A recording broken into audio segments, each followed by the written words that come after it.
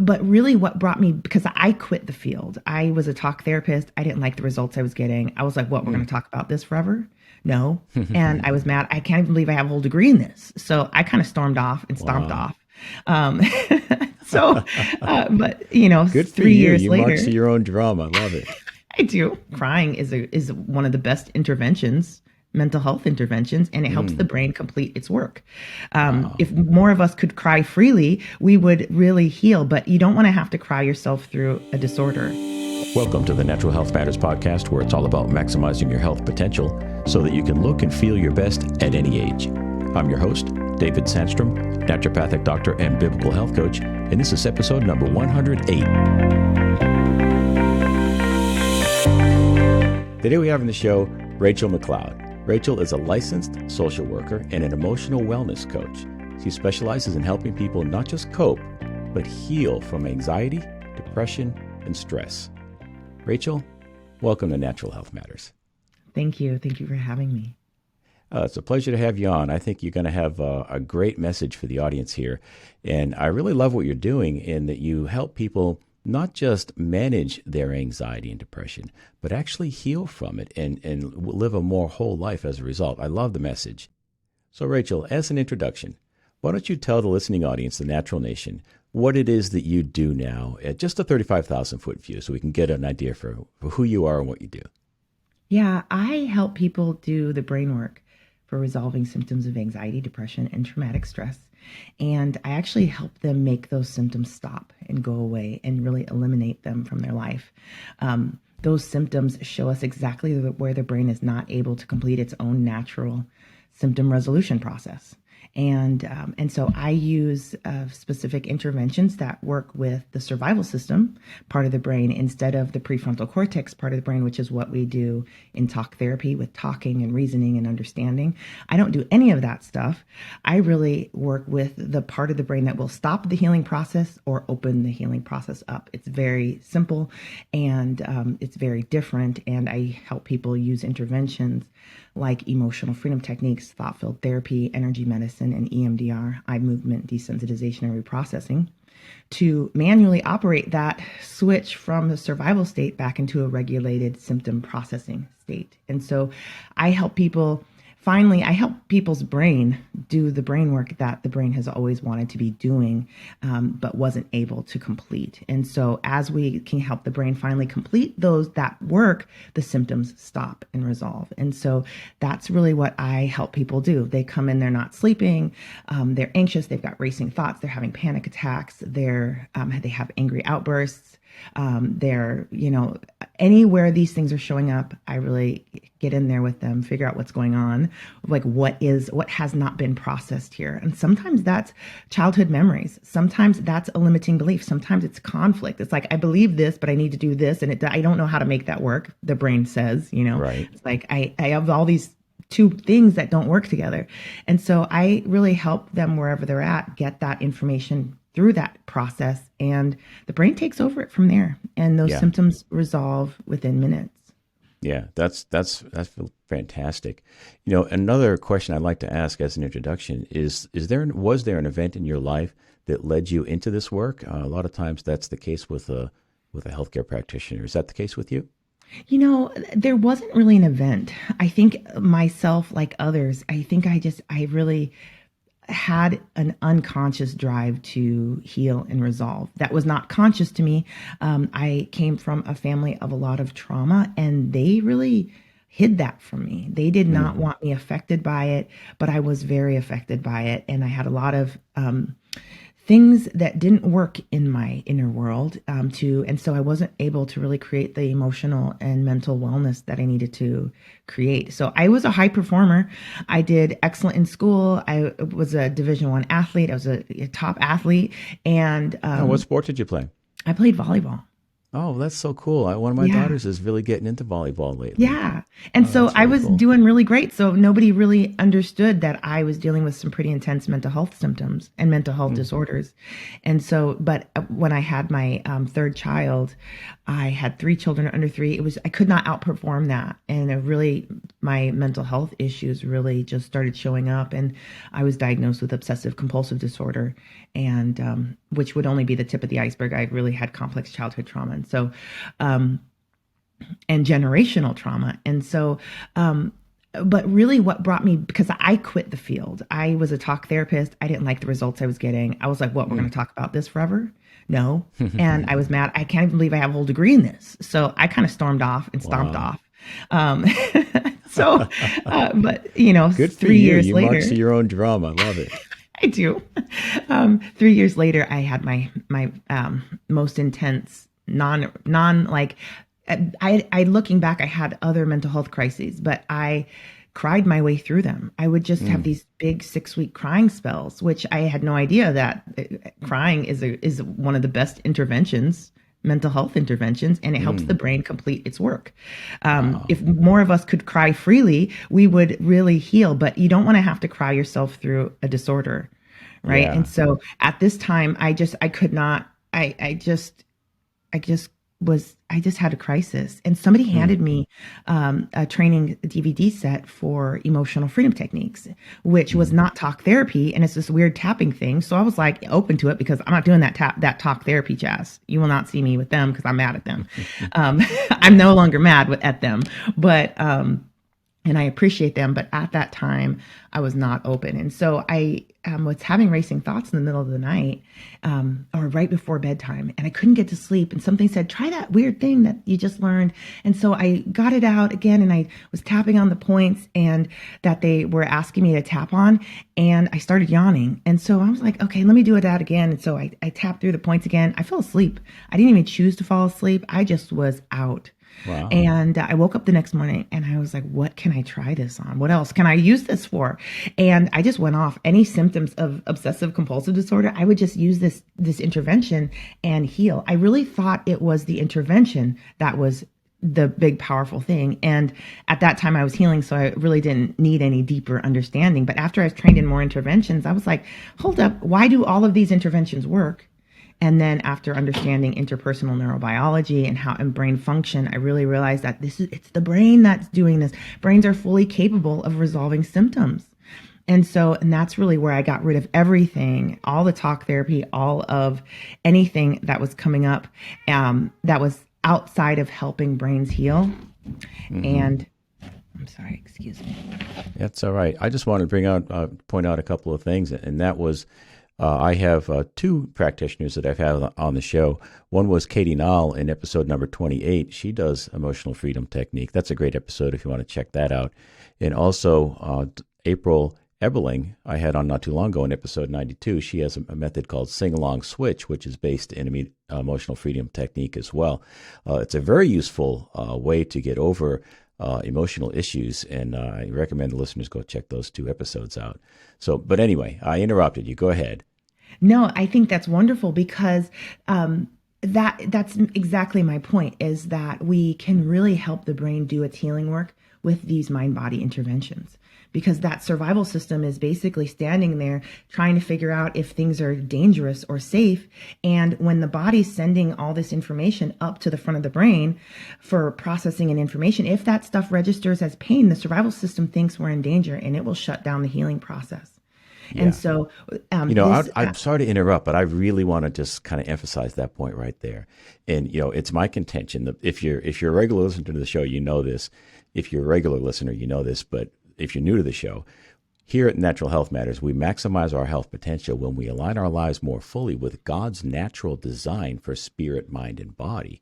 And when we are doing that, when we are at peace spiritually, at peace mentally, emotionally, our bodies experience that rest and digest, or the parasympathetic dominance that we want from our autonomic nervous system. And that's when our bodies have the margin to spend time healing and detoxification and renewal. That's how we sleep better, and that's what we're after at Natural Health Matters. We want to pursue peace and stimulate our sympathetic nervous system less and the parasympathetic nervous system more. So that's what you just mentioned. You went through kind of fast, but I just wanted to kind of emphasize that point. That's a really huge point. Yeah. Well, let me back this all the way up. Okay. Really, if we understand this from our body is the sensing instrument that we have. And so its whole job is to pick up this information outside of us and internally and send that information to the front of the brain where it's understood and sense is made of it and words start showing up, where it starts giving words to our experience and to this information that's coming through the body. And so the body's whole job is to grab it and deliver it. And so if we were walking down a hallway and we were bumping into something, our body would register that, send it to the front of the brain. The brain would say, hey, there's something there. When we walk down here next time, we're going to make a new way of walking down here and we're going to avoid that. And so you would see a shift in our behaviors that occurs naturally because there's this whole communication loop that's happening. It's very beautiful. It's how our mind body is created. Now, when our body is sending all this information up that registers as pleasure or neutral, it's just zipping through this communication loop. And the survival system is back there just sitting back, letting it happen. All of a sudden, when the body is at the same time sending signals of pain, the pain neurons in our brain start firing, and that signals the survival system we're in danger. And so all of a sudden it will close down that communication loop. And so the body is like, but I need to send that information up. And it's trying to get that information surfaced and up to the front of the brain. And the survival system will not let that information through because its whole job is to keep us away from pain and to get us away from pain as fast as possible. And so when that information loop contains pain, the body and mind start working against the communication process and completing the loop. And that is really where these symptoms come. Because if you imagine the body's like, no, I need to send this information up, but this information might be pain, it might be panic, it might be any emotional distress, any social distress. And if you imagine it sitting and pushing through this lid, it's just going to get bigger and bigger and cause more pressure and explode. Rachel, I'd like to know, what are some of the physical symptoms that can have an emotional root? What can somebody experience in their physical bodies? Well, that's really what with this, when that survival system is pressing down and all this information and energy is coming up, this panic, all of a sudden, but it's coming from the body. So the heart is racing, right? And it's not stopping, it's getting worse, or the thoughts are looping and they're circling, and the stomach is like, I have all these things to say about it, but the stomach, our body doesn't speak in words, so it's going to have sensations. So some people notice their legs getting heavier, their stomach getting heavier, feeling like an elephant is on their chest, or tension in their shoulders. They start their shoulders rising. And this is all the body's communication of what's going on in the outside world that needs to make it up to the front of the brain. So it's, from the front of the brain's perspective, it's so valuable because it's how we adjust, how we create new ways of being, and how we get rid of symptoms. But from the body's perspective, it needs to get that information to the front. And then from the survival system, it needs to stop that communication. So let me summarize what I think I understand you're saying. Correct me if I'm wrong. But what you're saying is our bodies are wired in a certain way to protect us. We're wired for survival. And when we see a threatening event that we interpret as a threatening event, maybe it's something that's fearful or whatever it is, our bodies just kind of automatically respond in such a way that we get spun up. And that's when we just kind of go headlong into this anxiety or stress response. And we feel powerless to do anything about it. But what you're saying is we're not powerless. We have plenty of techniques that we can use. Is that correct? Absolutely. And I really think that understanding that if we can get the survival system out of the way for this, the entire process runs really, really well. Yeah. And we really use the native language of the survival system is the body. And so when we use the body to make these corrections and adjustments and to send the signal to the survival system that we're safe, all of a sudden the healing happens, the symptoms resolve, we feel more calm in our body, we have more logical reasoning, and we start making solutions. Mm-hmm. It's really a very simple process. We're doing this all the time with babies. When the babies cry, we go pick them up, we rock them, and we pat them, and we use their body to send messages to the survival system that it's safe. And then all of a sudden, the whole information loop completes, and baby stops crying, feels more calm, and really has learned a lot of things about the world. And we do that over and over and over again. And we're actually wiring the brain to really complete that process. And Yeah. if we can stay with it, we have very healthy adults. We don't have these symptoms showing up, and we can really keep using that method for the rest of our lives. Yeah. You talk a lot about the 5 survival responses. Could we go through those one at a time, just briefly? The first one is fight. So, what would that look like? That survival state, it really looks like irritability, angry outbursts, that tension, that standing, that being ready, bracing for impact, but really kind of with a lean in to it. It can be verbal, it can be physical, it can be we can be fighting mentally. It's not necessarily a one way fits all, and it can look differently in many different people. We might be used to someone doing a fight response in one way, and somebody else is, doing a fight response in an entirely different way, but it still really will be, I'm fighting these symptoms. I'm fighting this situation. I'm fighting Right. So the whatever's person going is on. somehow resisting the situation. They're uncomfortable and they're just resisting. It might come across as overly aggressive or overly assertive, but it might be internalized and they're fighting in an internal way. Interesting. Yeah. Like So, that inner criticism, that would yeah, also be yeah. a type of fighting. Okay, very good. And then flight, what does that look like? A flight looks like running from the situation. That can be very subtle to something like distracting oneself, social media, going shopping. It can be, I got to get out here, people going for long drives, Would running. addiction fall into that category? Say that again. Would addiction fall into that category? Gosh, I think that's a two, that one I would hit that with, that is such a multi-tiered thing. I think addiction would fall into the fleeing, but also addiction is interesting because it's also a manual operation of the survival system as well. Because the survival system's listening to the body, once you use a substance, you're sending messages to the body that you're safe, that we can feel good, and the survival system will relax, and that's really, really vital. So it's also just like manually operating our breathing. It's just finding a way, right? Because we have to breathe. We have to get our survival system to relax as well. It's vital to our survival. And so these drugs work, but they have all these awful side effects as well. Right. And so, I think it could be a survival, a fight response, but I think it's even more basic than that. Okay. And then freeze, what does that look like? Just so Freeze. I just want to go through these just so people can recognize, that kind of sounds like me, or maybe it doesn't. So I just wanted to identify these. Freeze. That's right. Freeze it's just like what it says. You just really are frozen. This is where people feel paralyzed. They feel like they have words in their head they could see that they want to say, but they cannot get those words out of their body. Their system, their ability to talk is frozen. Gosh, we've all seen somebody have a panic attack up and trying to do a speech in a public environment, and they freeze up and they just can't get the words out. And everyone's seen that happen, or maybe even you've had it happen to you. I've had it happen to me. That's right. Yeah, or possibly maybe decision making, having trouble making decisions. Absolutely. Yeah. That would be the difficulty making decisions is definitely a freeze.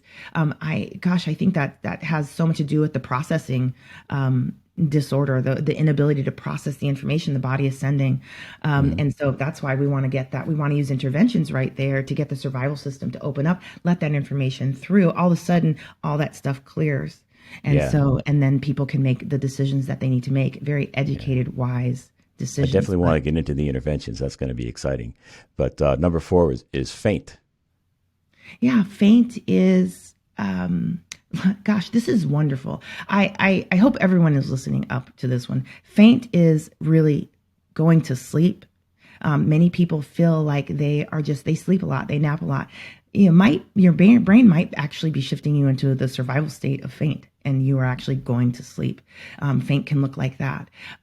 Faint can look like fainting. I don't think it often looks like fainting. I think there are varying degrees to this, and more people are doing this faint mode than we realize. Yeah. I saw a YouTube video. I forget what I was looking for. I was doing some research, but there was a guy who was searching for I think it was his son or child was lost, and he was going along the bank of a river looking, and he pulls back some shrubs, and there's a giant snake in a hole. I mean, this big thing. And the guy immediately fainted and fell in the water. And his buddies had to come and rescue him out of the water because he just immediately, just like that, was down. Yep. So, wow, yeah, it can Yep. happen. And that Now, one, very very clearly, right, that, that one's when obvious. faint happens, that faint just happened. But Right. there are other degrees of it that are very interesting to watch as well. Exhaustion, fatigue, also a faint Mm, mode. yeah, okay, very good. And then finally, fawn. What does that look like? Fawn looks like your mouth is moving. This is one of the ways it looks. There's many things, but you're working hard to appease the person that you're with. Um, Whether you're just saying a bunch of appeasing things, your mouth is going and you're like, why are you saying that? On the inside, stop saying that. But your mouth is saying yes, yes, or whatever is happening, and you actually cannot be your authentic self in that moment. Mm, So maybe you're agreeing to things that you really wouldn't agree to if you weren't in a survival state. okay. Maybe you are you're telling a lot of funny jokes, right? And you're just the Mm, life of the party. You actually could be in a survival state. yeah, And none of these things are wrong in and of themselves if you are choosing this state or if they're in agreement with you. But once you are doing the things that you do not want to be doing and you cannot make them stop, that's really when you're in a fawn state. And yeah. there's lots of those things that are so unconscious. You actually think you don't know that you're actually under the survival system's operation and not Hmm. choice and your authentic self.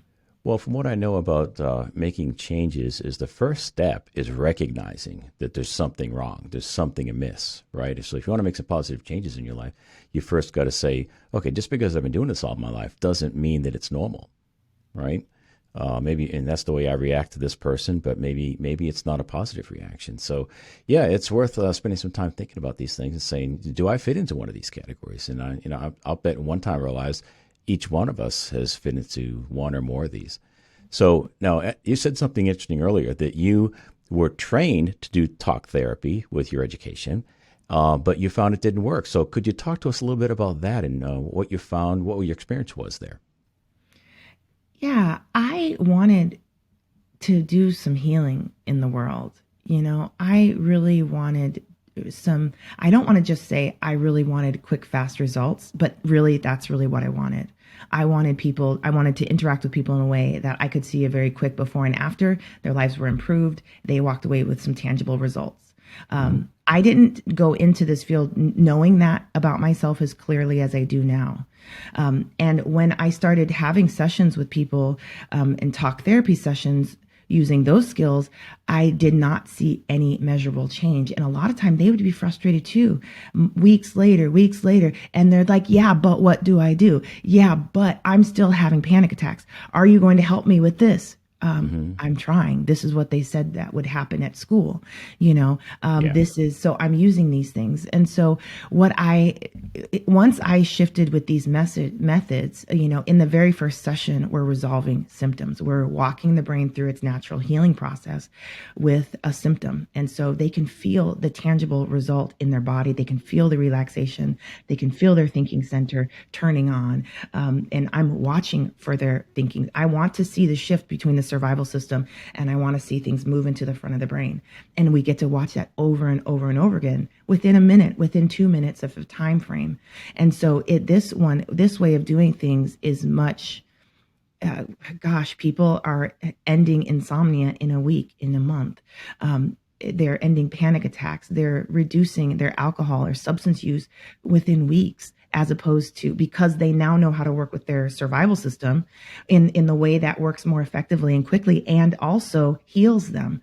And I get to be on the same team with them now, or those symptoms have to go. Yes, Hmm. absolutely. Well, I'm trained as a naturopath, and in naturopathy, we try to come alongside the body's natural processes and encourage that God-given innate wisdom of the body to heal itself, as opposed to opposing the symptom with some type of a pharmaceutical. So it sounds to me like your approach to mental health is very much the same way. You're embracing our design, you're embracing the way the brain is wired, and you're embracing the human aspect to all this, and you're saying, yeah, okay, we're going to cooperate with that design, but we're going to give you, or I'm going to give you a more effective way to manage that. So I'd love to get into some of the therapies that you use today. Yeah. So you mentioned EFT, emotional freedom technique. For those that haven't listened to those back episodes, just give us a brief rundown on what EFT is.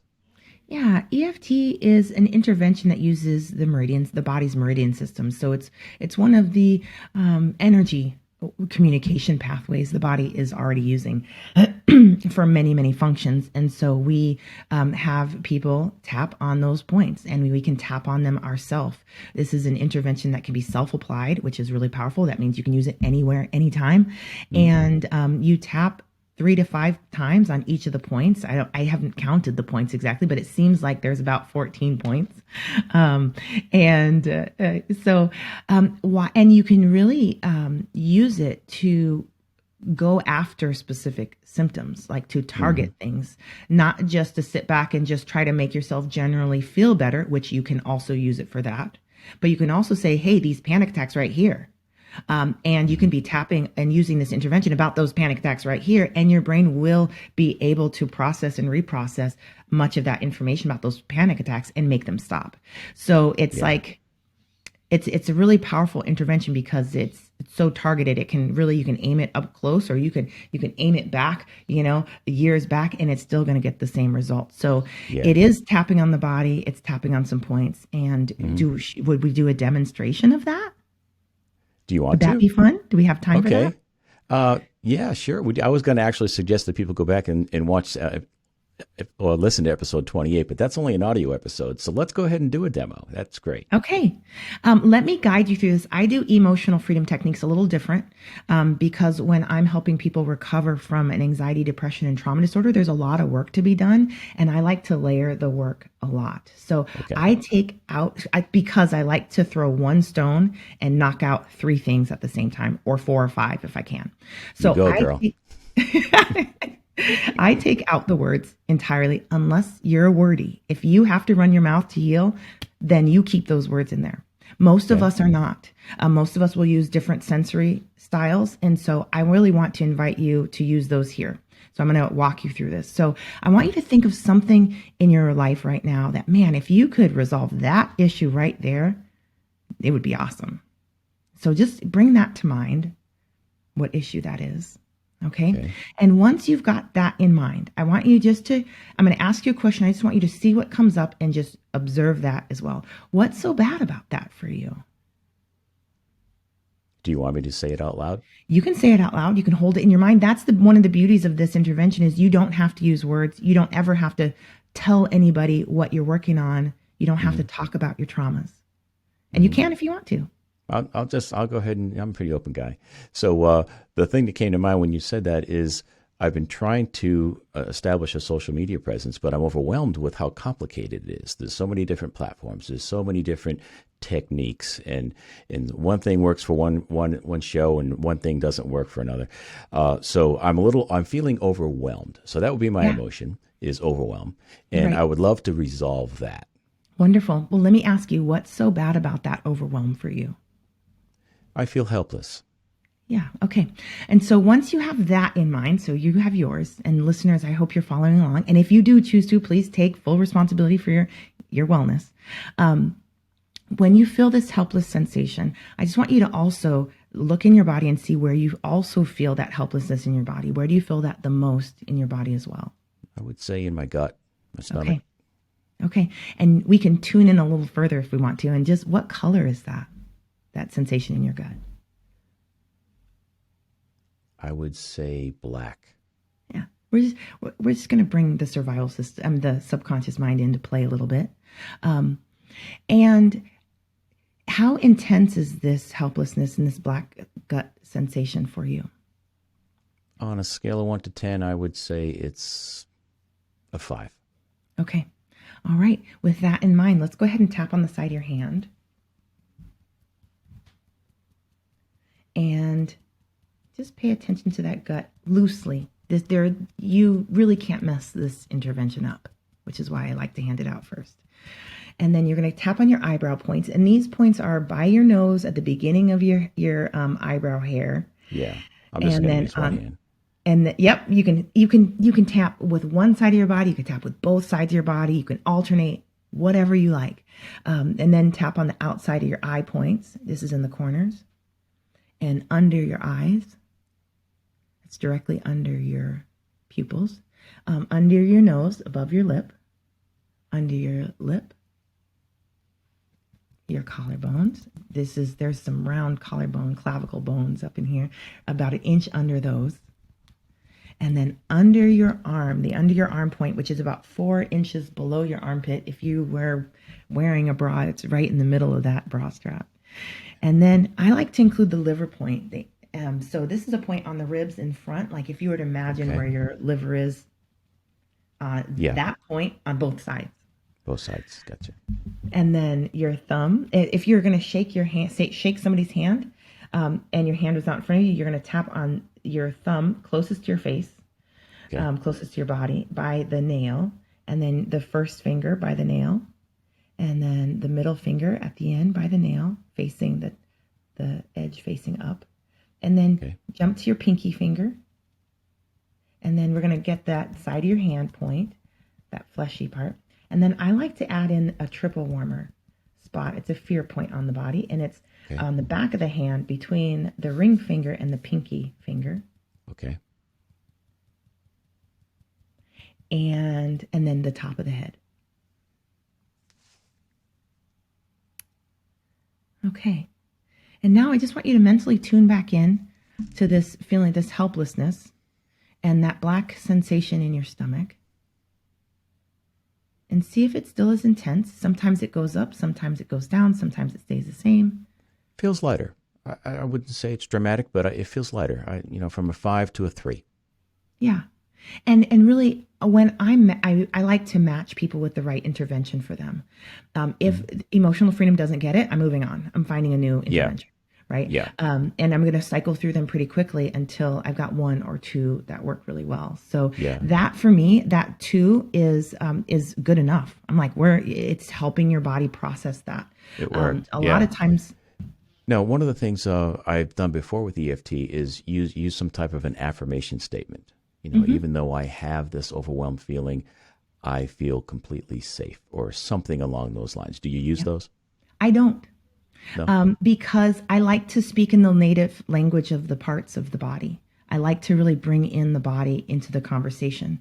And so the body isn't going to use words. It uses that black pit sensation in your stomach. Yeah. And so while you're focusing on that, it's like you're listening. You're like, tell me more. Yes, stomach. Yeah. And the stomach has the whole floor, and so the brain really can pay attention to the stomach. I like to bring in the subconscious mind, because the subconscious mind is not going to it's not going to use the words either. It's going to say, ooh, let me paint you a picture of this. It's black. It's this color. It's that color. Yeah. We want to get it involved in the healing.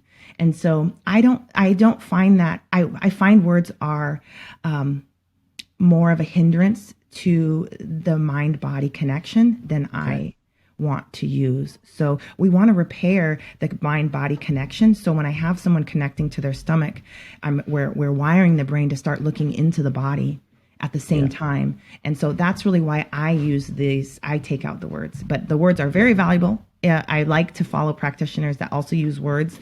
That can be really helpful at times as well. But when I'm having people dive in, I want them listening to themselves to resolve their specific issue. I get it. Yeah, I get it. All right, so we're going to have to quickly go through the next three. So the next one is thought-filled therapy. What does that look like? Thought-filled therapy looks very similar to emotional freedom techniques in its basic form. Thought-filled therapy is based on using the meridian system and tapping, but they manually find which meridian point needs tapping on in what order. So I don't teach that right out the gate, because I find emotional freedom techniques faster, but there's an intervention in thought-filled therapy that is my favorite trauma processing intervention, and it's called collarbone breathing. And you're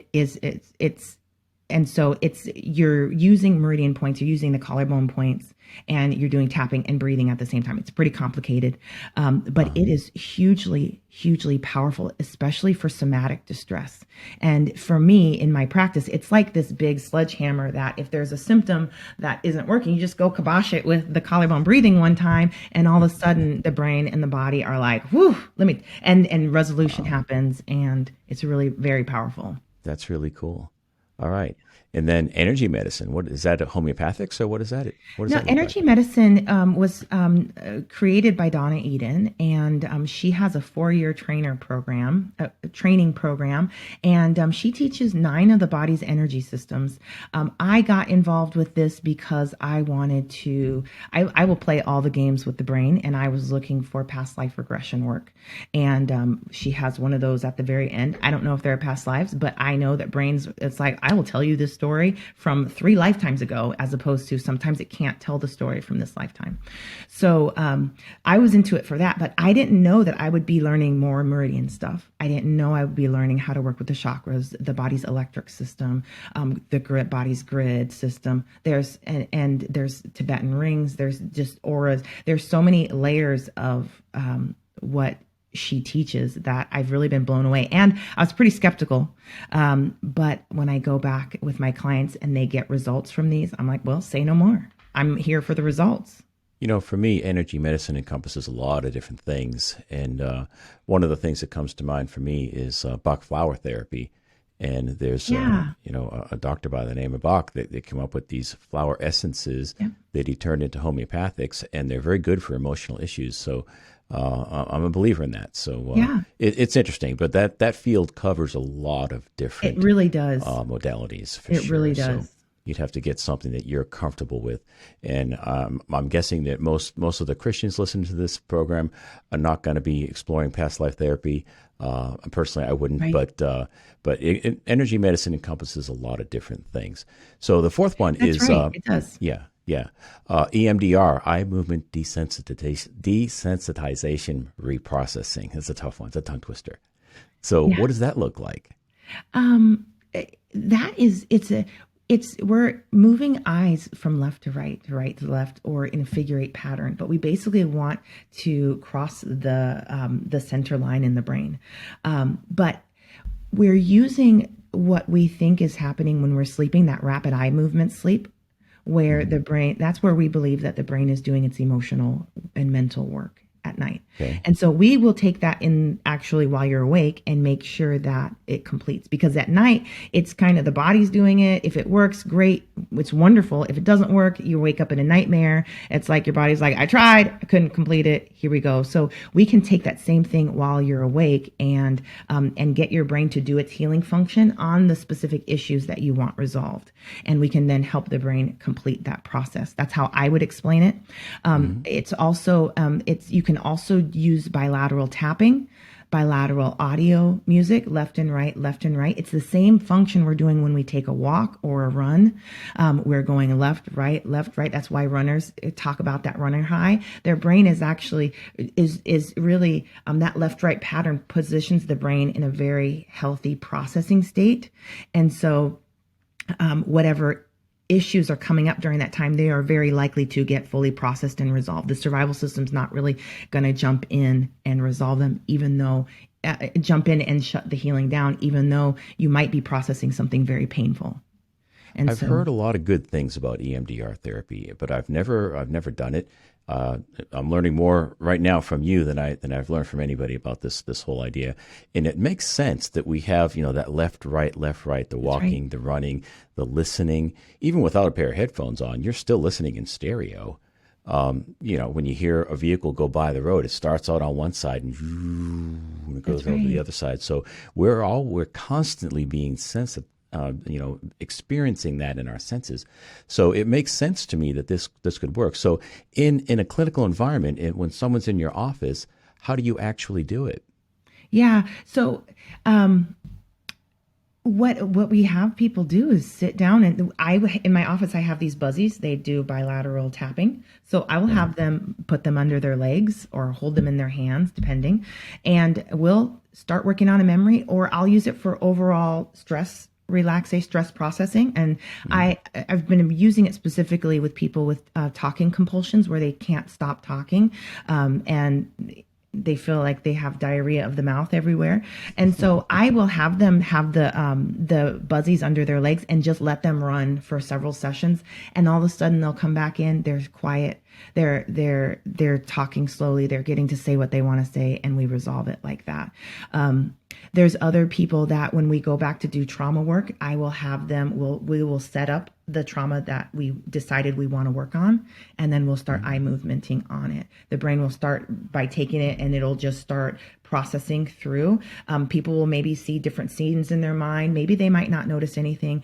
And a lot of times EMDR will sometimes make things more intense and then start resolving up and down. And but what happens is before the event, it's pretty intense. Like maybe they'll say it's a 7, and then by the end of it, it'll be a 1 or a 0. The brain will have taken out. Brains take out pain, and they use that pain and convert that into energy and information. It doesn't stay stored in the body the same way once it makes it through the brain's healing process. And so pain is just not a threat to the front of our brain, but to the survival system, it thinks we're dying.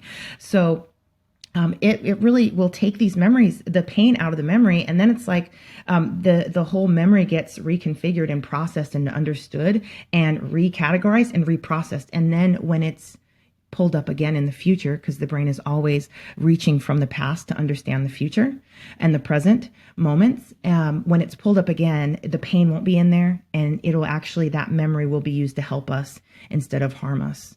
And so the brain, that's its job. It does that beautifully. So you stimulate this normal brain process with little vibrations underneath someone's thighs. Or I have my little EMDR guy here, and I'll do some eye movements. Okay, so someone just follows that. Yeah. Okay. And so if you're listening in audio, Rachel's got it looks like a pointer with a small tennis ball or maybe a ping pong ball on the end. Maybe a little plastic golf ball. The size of a golf ball, and she waves it back and forth. All right, it's interesting. All right, so someone has their eyes open. I was imagining their eyes closed, but their eyes are open when they do this. Yes. EMDR is really, really powerful. And it's not the right fit for everybody. And if it's not the right fit, it can cause some really harmful things. Therapists are very careful with this and how we choose and who we choose to use EMDR with. And people should also be careful with that. Tapping is simple because you keep control of everything when you are doing the work. You control what we're focused on, how much we're going to do, and it starts desensitizing immediately. EMDR is like, it's like you're in a healing car with somebody and you move out of the front seat, go sit in the back seat, and your brain gets in the front seat and it's like, woohoo, let's do this. And then the brain goes and does the work it wants to do in its own fashion. You don't have control of that as much. And the risk is that the brain would sidetrack into something that's more that somebody's not ready to process yet. And so that would be really overwhelming. But whereas EFT can be done with some relatively short amount of training personally by the individual, EMDR is something that's much better saved for a practitioner.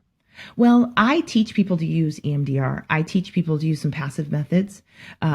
And I also teach people how to use the intervention for themselves in the 6th part of my program. So I want them to have skills with their brain using these other interventions. And then I will teach them EMDR as well and how to integrate EMDR into all this, the healing work that we can do. Okay. Wow. So I absolutely hand EMDR over. I believe it's people, we should be fantastic at working with our brain. And we do also need to be aware that there are some risks and really learn how to manage that and get the training to do that. So I wouldn't just run up and grab EMDR without some training on how to do that. Right. So how do you determine as a practitioner, how do you determine which one of these methods is best for that individual? Well, I start in the beginning. I'll start with EMDR. I do not start with EMDR. I start with EFT. Emotional freedom techniques. Yes. Then I will move, because it takes 30 seconds to see if it's going to create some benefit or not. Yes. I'll do collarbone breathing and then energy medicine. I introduce that right away. But my key for EMDR is I want to know how much unprocessed pain they have. So I want to know that off the bat. If people have, I don't have any memories of my childhood, I'm not doing EMDR with them right out of the gate. I'm just not, because I don't know what's in there. If people are like, if I were to open this, it would be on a scale of 0 to 10, it'd be a 14. Okay, that's another sign. I'm not really going to do EMDR with them yet. But Yeah. then the second thing I want to know is how well do they tolerate their inner pain, their emotional pain? Can they sit with pain inside? That's a skill. That's a specific program their brain has developed in a skill set. If they have that and they're like, I can do a 15 on a scale of 0 to 10 any day, then I'm going to take a little bit more risk with them. But I need to see evidence of that in practice. So I'm starting to work with right, these interventions are changing how we're wiring from the inside out because they help the brain do with this one little part of its rewiring process. And so we're creating healing and rewiring right away, even if we're not using EMDR. So we're already doing that. So that gives me a time to see how they respond, how they manage distress, how they manage the emotional pain that's surfacing through their body. And I'm starting small. I'm starting with a little bit of fear, a little bit of anxiety, a little bit of anger. I'm starting with little stuff. I want to see, can their brain process this with this little bit of support, or with, okay, now do we need a collarbone breathe? Do we need bigger support to be able to process this one thing? Once we get the brain up and running with those things, or if they've already got that system built, that's a really good time for EMDR if they want that. A lot of my clients, once they're good with emotional freedom techniques or collarbone breathing, they're like, I'm good. They don't even want to do the other. But I have a lot of clients that come in with severe complex childhood trauma, and there's just so much work to do. I have a very specific process for this. And I take people with disorders and we resolve disorders in 2 to 6 months. I do this very specifically and targetedly. But So what I does found, there come a point, Rachel, when you use these techniques, does there come a point where that person is now ready for talk therapy, is now ready for you to speak some truth into their life and that kind of thing? What I find is that once the brain can commute its own communication loop, people can solve their own problems. Their brain is designed to create solutions. And there's a lot of times people are missing information. And a lot of times as we're processing past traumas or current emotions, all of a sudden that missing information shows up. So they're like, oh, I know exactly what I'm going to do. So I don't really get involved with that. But a lot of times they'll find, gosh, I just never learned this. I've processed a lot of this stuff. I've filled in a lot of the gaps and the holes, but this I've just never learned. That's a really great time for a talk therapist.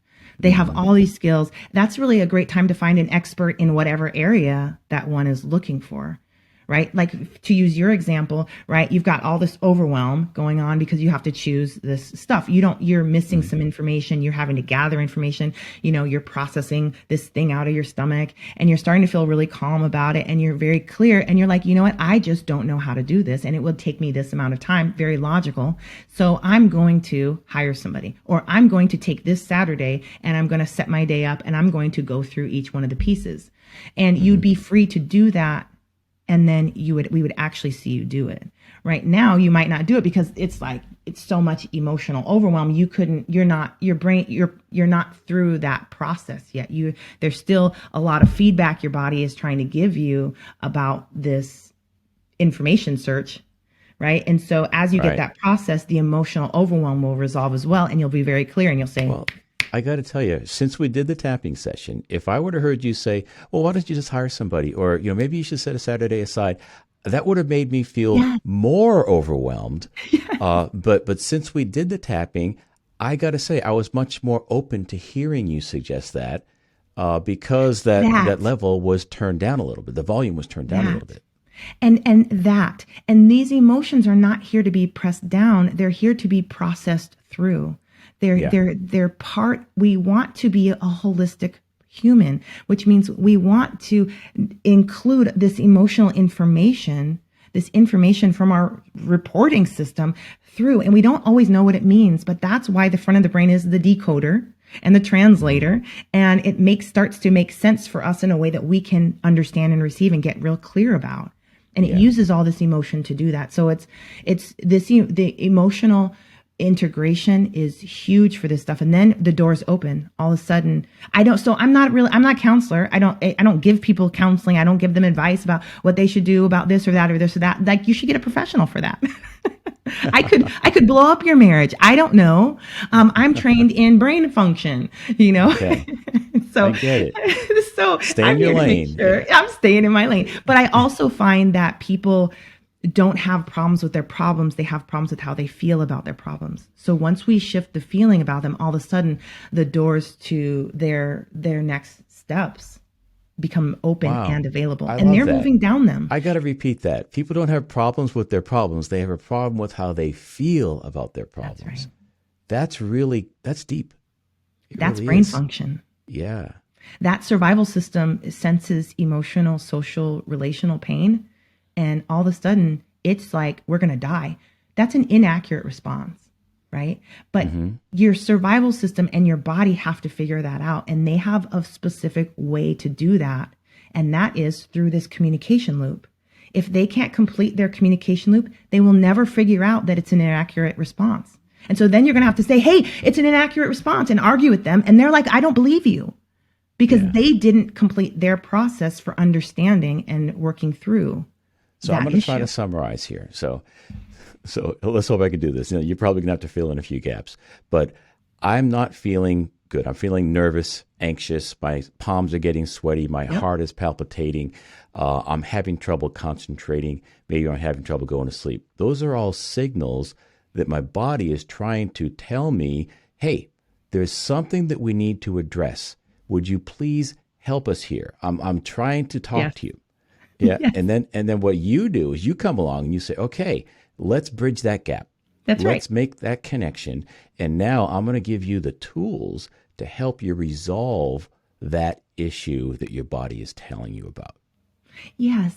And this is really, can be really frustrating to us. In our prefrontal cortex, we understand and we think about things like we're lightning fast up here. But what the issue that the body might be bringing up is not even relevant to the situation, but it's like, I can't do it. Like, it might be your third grade experience in class where things didn't go well, or somebody made a face at you while you were giving a presentation. Right. And your body, and here you're about to go to your presentation, and your body's like, let me tell you this thing that hasn't been resolved yet. And it's so important to this. And you're like, it's not even important. Knock it off. And it's like, no, here it is. And so it's like, what I really help people do is, let's just give that part of us the microphone for a moment and access to this. Let it complete this communication loop. Let it tell the front of the brain all it needs to know. All of a sudden, the front of the brain solves this. I think what happens is somebody in the front of the brain jumps down and says, that happened then. It didn't happen now. And thank you for the report. And we understand it more fully now. And we'll do this. And the body said, ooh, that's a good idea. We'll do that next time. And so then you go, and the body's cool about it. It doesn't have any extra reports. And there it goes. Yeah. But, and this is just, I want to point out something too. And that was a great example from the third grade or the fifth grade. Our minds and our brains are not capable of processing some of these events, especially traumatic events that happen to us. So we make conclusions about our identity, about how the world works, about how we fit into the world. And it's worth revisiting as an adult and saying, no, wait a minute, just because that kid made a face at me during my presentation doesn't mean I'm stupid. It doesn't mean that I'm inadequate. It doesn't mean that I'm not beautiful. This is really, really important stuff that really, I don't think any of us escape this. This is something we all have to This is deal brain with. function. And that, I like that you made that point, because those beliefs, once the body gets to finish its report, all those beliefs get reprocessed as well. And the front of the brain is like, this doesn't belong here. This doesn't belong here. And all of a sudden that stuff's gone.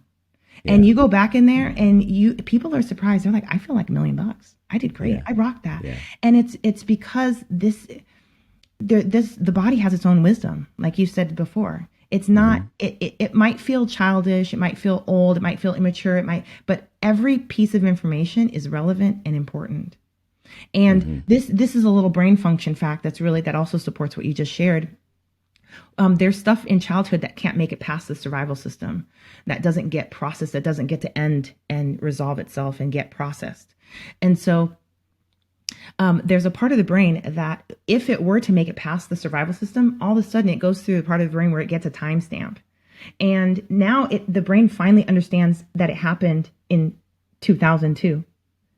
right? Where it never understood that before. So it's like the present moments are happening and the brain is like, I don't know, there's all this stuff. I think it belongs here. And it throws all this stuff here. And then we're confused and we can't concentrate and we feel this way, but we don't know what's accurate or not. And now if stuff gets time stamped, all of a sudden the brain is like, oh, this doesn't, it starts sorting this stuff out and just leaves you with what's actually here now. And that is very easy to work with. Mm-hmm. So that's where we get that clarity from and that lack of confusion. And all of a sudden we can make decisions again. Mm-hmm. That's great stuff, Rachel. I'm loving this. This is going to be an epic episode. I think people are going to really enjoy this conversation. So we've covered a lot.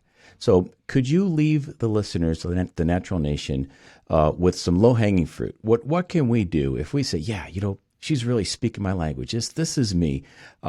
Can you give the listeners some low-hanging fruit and some steps they can take to make some progress?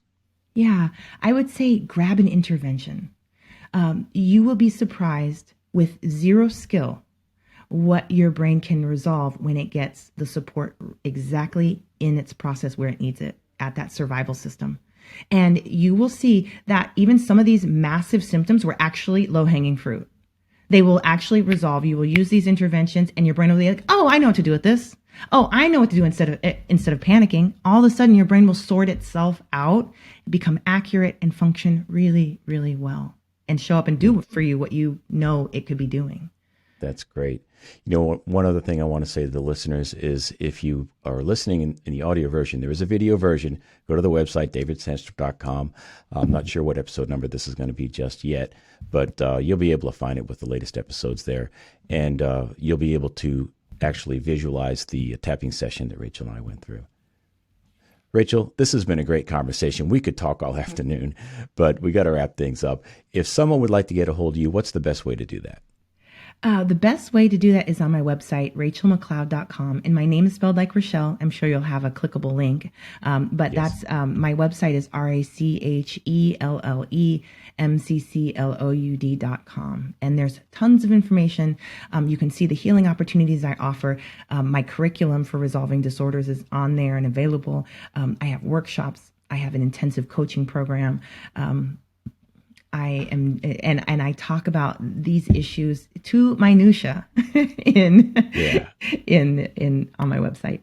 Yeah, I've checked out your website and you've got some great YouTube videos on there. I highly encourage people to go check Rachel out. Rachel, thank you for sharing your wisdom with the Natural Nation today. Thank you for having me. For more, go to the show notes page at davidsandstrom.com/108. There you can find an audio as well as a video version of the podcast. We always put links to all the resources that we mentioned, and I include a free downloadable transcript as well. If you're enjoying the show, I sure would appreciate you telling somebody about it. This information is relatively hard to find. If you have a like-minded friend, I believe that they will appreciate you telling them about the show, and I would appreciate it as well. That's it for now. Thank you for listening. I'll talk with you next time. Be blessed.